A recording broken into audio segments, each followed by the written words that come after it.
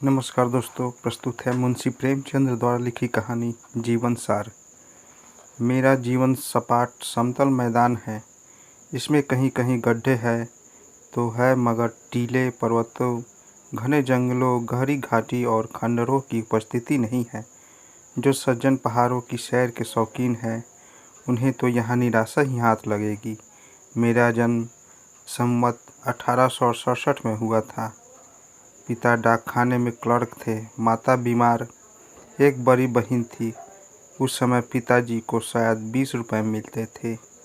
40 रुपये तक पहुँचते पहुँचते उनकी मृत्यु हो गई थी।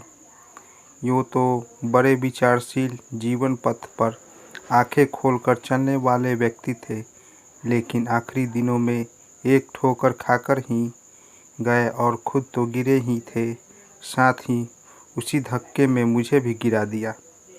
15 साल की आयु में उन्होंने मेरा विवाह कर दिया और विवाह करने के साल भर बाद ही परलोक सिधारे। उस समय मैं 9वें दर्जे में पढ़ता था। घर में मेरी पत्नी थी, विमाता थी, उसके 2 बालक थे और आय एक पैसे की नहीं।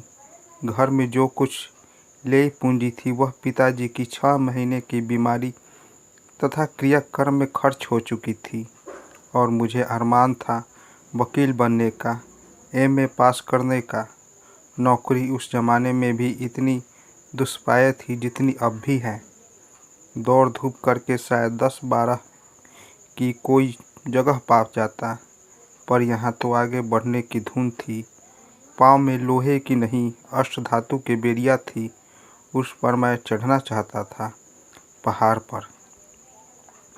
पाँव में जूते न थे, देह पर साबुन कपड़े न थे, महंगाई अलग, 10 शेर के जौ थे। स्कूल की 3:30 बजे छुट्टी होती थी। काशी के क्वींस कॉलेज में पढ़ता था। हेडमास्टर ने फीस माफ़ कर दी थी। परीक्षा सिर पर थी तथा मैं बांस के फाटक पर एक लड़के को पढ़ाने जाता था। जाड़ों के दिन थे, 4 बजे पहुंचना था, 6 बजे पढ़ाकर छुट्टी पाता। वह मेरे घर पर देहात में 5 मील पर था। तेज चलने पर भी 8-10 बजे से पूर्व घर न पहुंच सकता था और प्रातःकाल 8 ही बजे फिर से निकलना पड़ता था। कभी समय पर स्कूल न पहुंचता। रात को भोजन करके कुप्पी के सामने पढ़ने बैठता था। न जाने कब सो जाता, फिर भी हिम्मत न छोड़ी। मैट्रिकुलेशन तो किसी प्रकार पास हो गया, पर आया 2nd डिवीज़न और क्विज़ क्लास में भर्ती होने की आशा रही न रही। फीस मात्र अव्वल दर्जे वाले को ही मुआफ़ी हो सकती थी। संयोग से उसी वर्ष हिंदू कॉलेज खुल गया। मैंने इस नए कॉलेज में पढ़ने का निश्चय किया। प्रिंसिपल थे मिस्टर रिचर्डसन। उनके घर पर गया। वह पूरे हिंदुस्तानी वेश में थे, कुर्ता और धोती पहने फर्श पर बैठे कुछ लिख रहे थे, लेकिन मिजाज को तब्दील करना इतना सरल न था। मेरी प्रार्थना सुनकर आधी ही कहने पाया था। बोले कि घर में कॉलेज की बातचीत नहीं करता, कॉलेज में आओ। खैर कॉलेज में गया। भेंट तो हुई पर निराशाजनक। फीस मुआफ़ न हो सकती थी। क्या करूं? यदि प्रतिष्ठित सिफारिशें ला सकता तो शायद मेरी प्रार्थना पर कुछ विचार होता, मगर देहाती युवक को शहर में जानता ही कौन था। रोज़ घर से चलता कि कहीं से सिफारिश लाऊं, मगर 12 मील की मंजिल मारकर शाम को घर लौट आता। किससे कहूँ, कोई अपना पूछने वाला न था। कई दिनों के बाद एक सिफारिश मिली। एक ठाकुर इंद्र नारायण सिंह हिंदू कॉलेज के प्रबंधिकारिणी सभा में थे। उनके पास जाकर रोया। उन्हें मुझ पर दया आ गई। सिफारिशी चिट्ठी दे दी। उस समय मेरे आनंद की सीमा ही नहीं रही। खुश होता हुआ घर आया। दूसरे दिन प्रिंसिपल से मिलने का इरादा था, मगर घर पहुंचते ही मुझे ज्वर आ गया और 2 सप्ताह से पहले न हिला। नीम का काढ़ा पीते पीते नाक में दम आ गया। एक दिन दरवाजे पर बैठा था कि मेरे पुरोहित जी आ गए। मेरी दशा देखकर समाचार पूछा। और फौरन खेतों में जाकर एक जग खोद कर लाए तथा उसे धोकर 7 दाने काली मिर्च के साथ पिसवाकर मुझे पिला दिया। उसने जादू का असर किया। ज्वर चढ़ने में घंटे भर की देर थी। इस औषधि ने जैसे जाकर उसका गला ही दबा दिया। मैंने पंडित जी से बार बार उस जड़ी का नाम पूछा, पर उन्होंने न बताया। कहा, नाम बता देने से इसका प्रभाव जाता रहेगा। 1 महीने बाद मैंने फिर मिस्टर रिचर्डसन से मिला तथा सिफारिश चिट्ठी दिखाई। प्रिंसिपल ने तीव्र नेत्रों से देखकर पूछा, इतनों दिनों तक कहाँ थे? बीमार हो गया था। क्या बीमारी थी? मैं इस प्रश्न के लिए तैयार न था। यदि ज्वर बताता हूँ तो शायद मुझे झूठा समझे। ज्वर मेरी समझ में हल्की सी चीज़ थी, जिसके लिए इतनी लंबी अनुपस्थिति अनावश्यक थी। कोई बीमारी बतानी चाहिए जो अपनी कष्ट साध्यता के कारण करुणा को भी उभारे। उस समय मुझे भी और किसी बीमारी का यह नाम याद न आया। ठाकुर इंद्रनारायण सिंह से जब मैं सिफारिश के लिए मिला था तो उन्होंने अपने दिल की धड़कन की बीमारी की चर्चा की थी। वही शब्द मुझे याद आ गया। मैं बोला, पैल्पिटेशन हाफ हार्ट सर। साहब ने विस्मित होकर मेरी ओर देखा और कहा, तुम बिल्कुल ठीक हो जाओगे। जी हाँ। अच्छा, प्रवेश पत्र भरकर लाओ। मैंने समझा बेड़ा पार हुआ। फार्म लिया, खाना पूरी की तथा पेश कर दिया। साहब उस समय कोई क्लास ले रहे थे। 3 बजे मुझे फार्म वापस मिल गया। उस पर लिखा था, आपकी योग्यता की जांच की जाए। यह नई समस्या उपस्थित हुई। मेरा दिल बैठ गया। अंग्रेजी के अलावा और किसी विषय के पास होने की मुझे आशा न थी और बीजगणित तथा रेखा गणित से मेरी रूह कांपती थी। जो कुछ याद था वह भी भूल भाल गया था, मगर दूसरा उपाय ही क्या था। भाग का भरोसा करके क्लास में गया तथा अपना फॉर्म दिखाकर, प्रोफेसर साहब बंगाली थे, अंग्रेजी पढ़ा रहे थे। वाशिंगटन इवनिंग का रिपीवान विंकिल था। मैंने पिछली कतार में जाकर बैठ गया और 2-4 मिनट में ही मुझे ज्ञात हो गया कि प्रोफेसर साहब अपने विषय के ज्ञाता हैं। घंटा समाप्त होने पर उन्होंने आज के पाठ पर मुझसे कई प्रश्न पूछे और फॉर्म पर संतोषजनक लिख दिया। दूसरा घंटा बीजगणित का था। उसके प्रोफेसर भी बंगाली थे। मैंने अपना फॉर्म दिखाया। नई समस्याओं में प्रायः वही छात्र आते हैं जिन्हें कहीं स्थान नहीं मिलता। यहाँ भी यही हाल था। क्लासों में योग्य छात्र भरे हुए थे। पहली बार जो आया वो भर्ती हो गया। मुख में 7 पात सभी रुचिकर होता है। अब पेट भर गया था। छात्र चुन चुन कर लिए जाते थे। इन प्रोफेसर साहब ने गणित में मेरी परीक्षा ली तथा मैं फेल हो गया। फॉर्म पर गणित के खाने में असंतोषजनक लिख दिया गया। मैं इतना हताश हुआ कि फॉर्म लेकर प्रिंसिपल के करीब न गया, सीधा घर चला आया। गणित मेरे लिए गौरी शंकर की चोटी थी, कभी उस पर चढ़ न सका। इंटरमीडिएट में 2 बार गणित में फेल हुआ और निराश होकर इम्तिहान छोड़ दिया। 10-12 वर्ष के बाद जब गणित की परीक्षा में अख्तियारी हो गई तब मैंने दूसरे विषय लेकर उससे सरलता से पास कर लिया। उस समय तक यूनिवर्सिटी के इस नियम ने कितने ही युवकों की आकांक्षाओं का खून किया, कौन कर सकता है। खैर, मैं निराश होकर घर तो लौट आया, मगर पढ़ने की लालसा अभी तक बनी हुई थी। घर बैठकर क्या करता, किसी प्रकार गणित को सुधारूं और कॉलेज में भर्ती हो जाऊं, यही धुन थी। इसके लिए शहर में रहना आवश्यक था। संयोग से एक वकील साहब के लड़के को पढ़ाने का कार्य मिल गया। 5 रुपये वेतन ठहरा। मैंने 2 रुपये में अपना गुजारा करके 3 रुपये घर देने का निश्चय किया। वकील साहब के अस्तबल के ऊपर एक छोटी सी कच्ची कोठरी थी, उसी में रहने की अनुमति ले ली।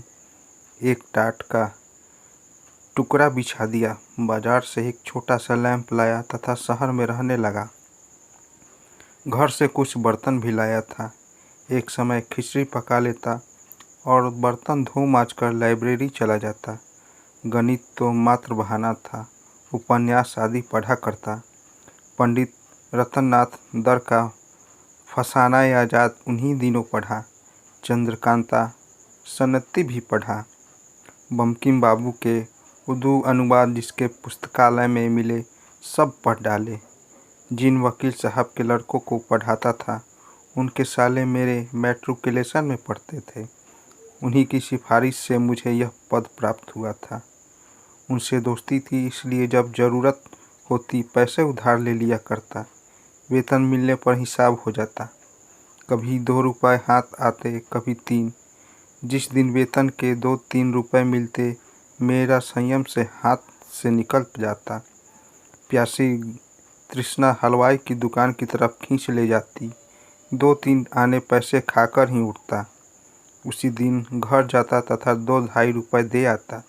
दूसरे दिन से फिर उधार लेना आरंभ कर देता, लेकिन कभी कभी उधार मांगने में संकोच होता तथा दिन का दिन निराहवत व्रत रखना पड़ता था। इस तरह 4-5 महीने बीत गए। इस बीच एक बाजार से 2-2.5 रुपये के कपड़े लिए थे। नित उधर से निकलना था। मुझे उस पर विश्वास हो गया। जब 1-2 महीने बीत गए और मैं रुपए न चुका पाया तो मैंने उधर से निकलना ही छोड़ दिया। चक्कर देखकर निकल जाता। 3 वर्ष बाद उसके रुपए अदा कर सका। उसी ज़माने में शहर का एक बेलदार मुझसे हिंदी पढ़ने आया करता था। वकील साहब के पिछवाड़े उसका घर था। जान लो भैया, उसका ना खून तकिया था। हम लोग उसे जान लो भैया ही कहा करते थे। एक बार मैंने उनसे भी 8 आने का उधार लिए थे। वह पैसे उसने मुझसे मेरे गांव में आकर 5 वर्ष बाद वसूल किए। मेरी जब भी पढ़ने की इच्छा थी, लेकिन दिन दिन निराश होता जाता। मन चाहता था कहीं नौकरी कर लूं, पर नौकरी कैसे मिलती और कहाँ से मिलती यह नहीं जानता था। जाड़ों के दिन थे, मेरे पास एक कौड़ी न थी। 2-3 दिन 1-1 पैसे का चबेना खाकर काटे थे। मेरे महाजन ने उधार देने से मना कर दिया था। या संकोचवश मैं उनसे मांग न सका। चिराग जल चुके थे। एक बुक सेलर की दुकान पर मैं एक किताब बेचने गया। चक्रवर्ती की गणित की कुंजी थी। 2 वर्ष हुए खरीदी थी। अब तक उसे बड़े जतन से रखे हुए था, पर आज चारों तरफ से निराश होकर मैंने उसे बेचने का निश्चय किया। किताब 2 रुपये की थी, लेकिन 1 पर सौदा तय हुआ। मैं रुपया लेकर दुकान से उतरा ही था कि बड़ी बड़ी मूछें वाले सौम्य पुरुष ने जो उस दुकान पर बैठे थे मुझसे पूछा, कहाँ पढ़ते हो? मैंने कहा, पढ़ता तो कहीं नहीं हूँ, मगर आशा करता हूँ कि कहीं नाम लिखा लूँ, मैट्रिकुलेशन पास हो। जी हाँ। नौकरी करने का मन तो नहीं? नौकरी कहीं मिलती तो नहीं? वह सज्जन एक छोटे से स्कूल के हेडमास्टर थे। उन्हें एक सहकारी अध्यापक की आवश्यकता थी। 18 रुपये वेतन था। मैंने सहर्ष स्वीकार कर लिया। 18 रुपये उस समय मेरी निराशा व्यथित कल्पना की ऊंची से ऊंची उड़ान से भी ऊपर थे। मैं दूसरे दिन हेडमास्टर साहब से मिलने का वादा करके चला। मेरे तो पाँव जमीन पर न पड़ते थे। सन 1899 की बात है। परिस्थितियों का सामना करने को मैं तैयार था। यदि गणित में अटक न जाता तो अवश्य आगे जाता, मगर सबसे कठिन परिस्थिति यूनिवर्सिटी की मनोविज्ञान शून्यता थी, जो उस समय और उसके कई वर्ष बाद तक उस डाकू का सा व्यवहार करती थी जो छोटे बड़े सभी को एक ही पलंग पर सुलाता है। मैंने पहल 1907 में गल्फें कहानियाँ लिखनी आरंभ की। डॉक्टर रविंद्रनाथ की कई गल्फें मैंने अंग्रेजी में पढ़ी थी तथा उनका उर्दू अनुवाद उर्दू पत्रिकाओं में छपवाना था। उपन्यास तो मैंने 1901 से ही लिखना शुरू कर दिया था। मेरा एक उपन्यास 1902 में निकला और दूसरा 1904 में, लेकिन गल्फ 1907 में पहले मैंने एक भी न लिखी। मेरी पहली कहानी का नाम था संसार का सबसे अनमोल रत्न। वह 1907 में ज़माना में छपी। उसके बाद मैंने 4-5 कहानियाँ और भी लिखी। 5 कहानियों का संग्रह सोते वतन के नाम से 1909 में छपा। उस समय बंग भंग का आंदोलन हो रहा था। कांग्रेस में गर्म दल की सृष्टि हो चुकी थी। इन 5 कहानियों में स्वदेश प्रेम की महिमा गाथा गाई गई थी। उस समय मैं शिक्षा विभाग में सब डिप्टी इंस्पेक्टर था और हरीमपुर ज़िले में तैनात था। पुस्तक को छपे 6 महीने हो चुके थे। एक दिन मैं रात को अपनी रावटी में बैठा हुआ था कि मेरे नाम जिलाधीश का परवाना पहुंचा कि मुझे फ़ौरन मिलो। जाड़ों के दिन थे, साहब दौरे पर थे। मैंने बैलगाड़ी जुतवाई तथा रातों रात 30-40 मील तय करके दूसरे दिन साहब से मिला। साहब के सामने सोजे वतन की एक प्रति रखी हुई थी। उसे देखा, मेरा माथा ठनका। उस समय मैं नवाब राय के नाम से लिखा करता था। मुझे उनका कुछ पता मिल चुका था कि खुफिया पुलिस इस किताब के लेखक की तलाश में है। मैं समझ गया उन लोगों ने मुझे खोज निकाला और इसी की जवाबदेही करने के लिए मुझे बुलाया गया है। साहब ने मुझसे पूछा, क्या यह पुस्तक तुमने लिखी है? मैंने स्वीकार किया। साहब ने मुझसे एक एक कहानी का आशय पूछा तथा अंत में बिगड़कर बोले, तुम्हारी कहानियों में सिडिशन भरा हुआ है।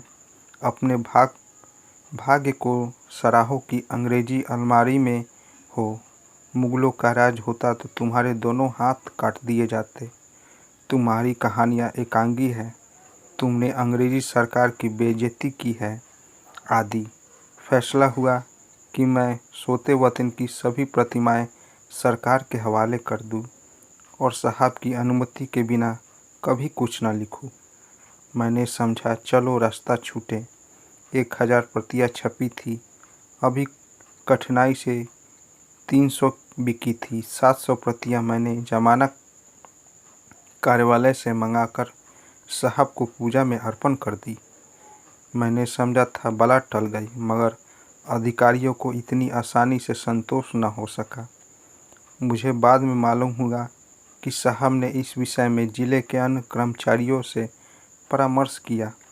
सुपरिटेंडेंट पुलिस, 2 डिप्टी कलेक्टर तथा डिप्टी इंस्पेक्टर, जिनका मैं मातहत था, मेरी तकदीर का फैसला करने बैठे। एक डिप्टी कलेक्टर साहब ने कहानियों से उद्धरण निकाल कर सिद्ध किया कि इसमें यदि आदि से अंत तक सिडिशन के अलावा और कुछ नहीं है तथा सिडिशन भी साधारण नहीं बल्कि संक्रामक है। पुलिस के देवता ने कहा, ऐसे खतरनाक आदमी को सख्त से सख्त सज़ा देनी चाहिए। डिप्टी इंस्पेक्टर साहब मुझसे बहुत स्नेह करते थे, इस डर से कि कहीं मामलातः तूल न पकड़ ले। उन्होंने प्रस्ताव किया कि वह मित्र भाव से मेरे राजनीतिक विचारों की थाह ले तथा उस कमेटी को मेरी रिपोर्ट पेश करे। उनका विचार था कि मुझे समझा दे और थाह ले तथा उसमें कमेटी की रिपोर्ट पेश करे। उनका विचार था मुझे और रिपोर्ट लिखे दे कि लेखक मात्र कलम का उग्र है और राजनीतिक आंदोलन से उसका कोई संबंध नहीं। कमेटी ने उसके प्रस्ताव को स्वीकार कर लिया। हालांकि पुलिस के देवता उस वक्त भी पैतरे बदलते रहे। अचानक कलेक्टर साहब ने डिप्टी इंस्पेक्टर से पूछा, आपको आशा है कि वह आपसे अपने मन की बात कह देगा? आप मित्र बनाकर उसका भेद लेना चाहते हैं। यह तो मुखबिरी है। मैं इसे सिर्फ कमीनापन समझता हूँ। डिप्टी साहब अप्रतिबद्ध होकर हकलाते हुए बोले, मैं तो हुजूर के आदेश। साहब ने बात काटी, नहीं, यह मेरा आदेश नहीं है। मैं ऐसा आदेश नहीं देना चाहता। अगर पुस्तक में लेखक का सिडिशन साबित हो सके तो खुली अदालत में मुकदमा चलाइए, नहीं तो धमकी देकर छोड़ दीजिए। मुंह में राम बगल में छुरी मुझे कतई पसंद नहीं। जब वृतांत डिप्टी इंस्पेक्टर साहब ने कई दिनों बाद खुद मुझसे कहा तो मैंने पूछा, क्या आप सचमुच मेरी मुखबरी करते हैं? वह हंसकर बोले, असंभव, कोई लाख रुपए भी देता तो भी नहीं करता। मैं तो केवल अदालती कार्रवाई रोकना चाहता था, तथा वह रुक गई। मुकदमा अदालत में जाता तो सज़ा हो जाना यकीनी था। यहाँ आपकी पैरवी करने वाला भी कोई न मिलता, लेकिन साहब है शरीफ आदमी। मैंने स्वीकार किया, बहुत ही शरीफ है। मैं हरीमपुर में ही था कि मुझे पेचिश की शिकायत हो गई। गर्मी के दिनों में देहातों में कोई हरी तरकारी मिलती नहीं थी। एक बार कई दिन तक लगातार सूखी झुइयाँ खानी पड़ी। यूँ मैं झुइयों को बिच्छू समझता हूँ और तब भी समझता था, मगर न जाने क्योंकर यह धारणा मन में हो गई कि अजवाइन से घुइयाँ का बादीपन खत्म हो जाता है। खूब अजवाइन खा लिया।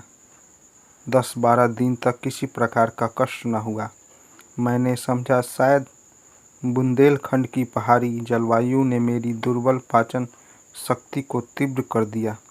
मगर एक दिन पेट में दर्द हुआ और पूरा दिन मैं मछली की भांति तड़पता रहा। फक्कियाँ खाई मगर दर्द कम न हुआ। दूसरे दिन से पेचिश हो गई।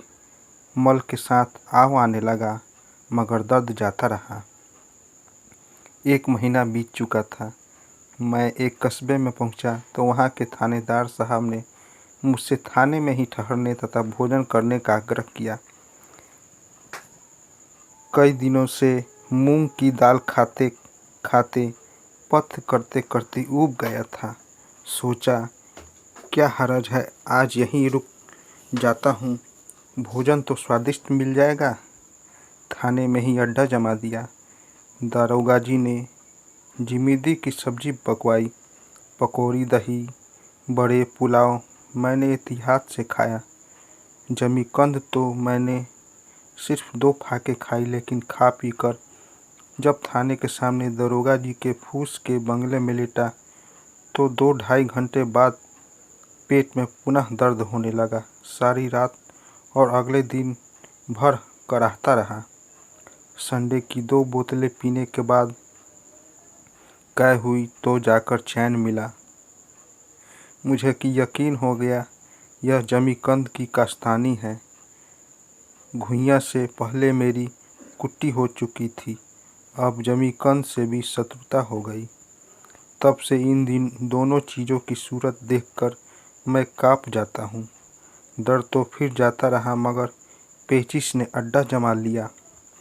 पेट में 24 घंटे तनाव बना रहता, अफरा हुआ रहता। संयम के साथ साथ 4-5 मील टहलने जाता, व्यायाम करता, पथ से भोजन करता, साथ ही कोई न कोई औषधि भी खाया करता, किंतु पेचिश टलने का नाम नहीं लेती थी और देह भी घुसती जाती। कई बार कानपुर आकर दवाई कराई, पर 1 महीने पर प्रायः मैं डॉक्टरी व आयुर्वेदिक औषधियों का सेवन किया, मगर कोई फ़ायदा नहीं। जब मैंने तबादला कराया, चाहता था सोहेलखंड, मगर पटका गया बस्ती के ज़िले में, और हल्का वह मिला जो नेपाल की तराई है। सौभाग्य से वही मेरा परिचय स्वर्गीय पंडित मनन द्विवेदी गुजरीपुरी से हुआ, जो डुमरियागंज में तहसीलदार थे। कभी कभी उनसे साहित्य चर्चा हो जाती थी, मगर यहाँ आकर पेचिश और भी बढ़ गई। तब मैंने 6 महीने की छुट्टी ली तथा लखनऊ के मेडिकल कॉलेज से निराश होकर काशी के एक हकीम से उपचार कराने लगा। 3-4 महीने के बाद कुछ थोड़ा सा फ़ायदा तो मालूम हुआ, पर बीमारी जड़ से न गई। जब फिर बस्ती पहुंचा तो वही दशा हो गई। तब मैंने दौरे की नौकरी छोड़ दी और बस्ती हाई स्कूल में स्कूल मास्टर हो गया। फिर यहाँ से तब्दील होकर गोरखपुर जा पहुँचा। पेचिश पूर्वतः जारी रही। यहाँ मेरा परिचय महावीर प्रसाद जी पोद्दार से हुआ, जो साहित्य के मर्मज्ञ, राष्ट्र के सच्चे सेवक तथा बड़े ही उपयोगी पुरुष थे। मैंने बस्ती में से ही सरस्वती के कई कहानियाँ छपवाई। पोद्दार जी की प्रेरणा से मैंने फिर उपन्यास लिखा और सेवा सदन की सृष्टि हुई। वही मैंने प्राइवेट बीए भी पास कर लिया। सेवा सदन का जो आदर हुआ, उससे उत्साहित होकर मैंने प्रेमाश्रम लिख डाला और कहानियाँ भी बराबर लिखता रहा। कुछ मित्रों की, विशेषकर पोद्दार जी की सलाह से मैंने जल चिकित्सा शुरू की, लेकिन 3-4 महीने के स्नान और पथ का मेरा दुर्भाग्य से यह परिणाम हुआ कि मेरा पेट बढ़ गया तथा मुझे रास्ता चलने में भी दुर्बलता महसूस होने लगी।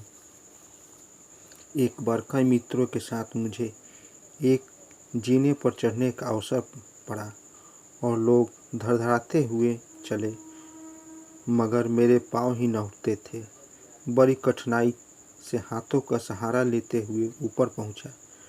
उसी दिन मुझे अपनी कमजोरी का यथार्थ ज्ञान हुआ। समझ गया अब कुछ दिनों का मेहमान हूँ। जल चिकित्सा बंद कर दी।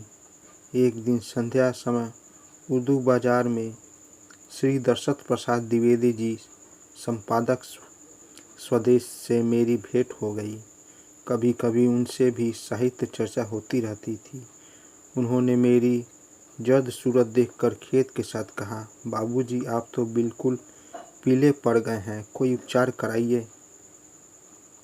मुझे अपनी बीमारी का जिक्र बुरा लगता था। मैं भूल जाना चाहता था कि मैं बीमार हूँ। जब 2-4 महीने की ही का जिंदगी से नाता है तो क्यों न हंस कर मरूँ। मैंने चिढ़कर कहा, मर तो जाऊंगा भाई, अथवा और कुछ, मैं मौत का स्वागत करने को तैयार हूँ।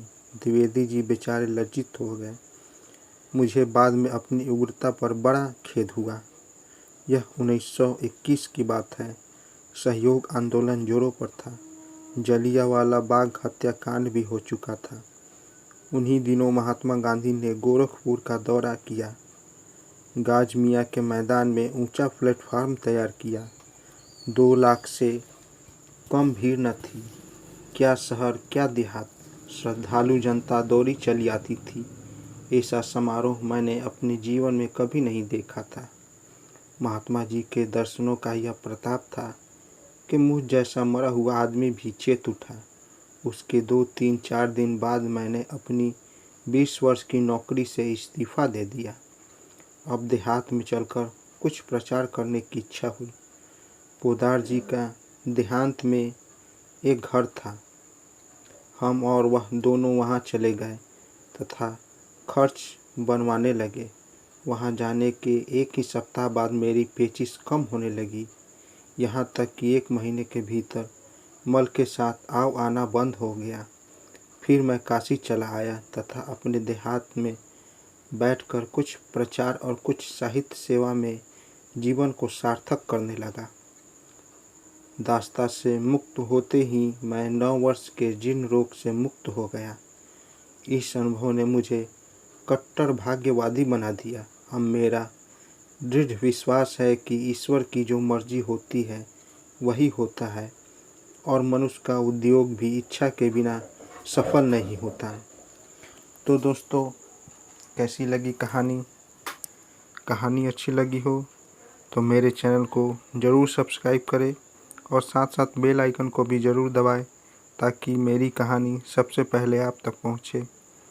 तो मिलते हैं दोस्तों एक नई कहानी के साथ एक नए वीडियो में। तब तक के लिए नमस्कार।